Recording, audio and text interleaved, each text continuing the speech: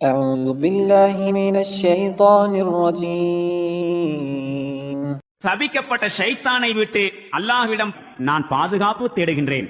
ولا تقتلوا النفس التي حرم الله إلا بالحق ومن قتل مظلوما فقد جعلنا لوليه سلطانا فلا يسرف في القتل إنه كان منصورا.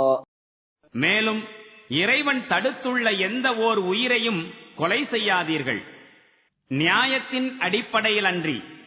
மேலும் யாரேனும் அநியாயமாக கொலை செய்யப்பட்டால் அதற்கு பழிவாங்க கோரும் உரிமையை அவருடைய பொறுப்பாளருக்கு நாம் அளித்திருக்கின்றோம். ஆனால் பழிக்கு பழியாக செய்யும் கொலையில் அவர் வரம்பு மீற வேண்டாம். நிச்சயமாக அவர் உதவி செய்யப்படுவார். ولا تقربوا مال اليتيم إلا بالتي هي أحسن حتى يبلغ أشده وأوفوا بالعهد إن العهد كان مسؤولا. நேர்மையான முறையிலன்றி அனாதைகளின் சொத்தை நெருங்காதீர்கள், அவர்கள் வாலிபத்தை அடையும் வரை. மேலும் ஒப்பந்தத்தை முறையாக பேணி வாழுங்கள், ஏனெனில் ஒப்பந்தம் குறித்து நீங்கள் விசாரணை செய்யப்பட்டே தீருவீர்கள்.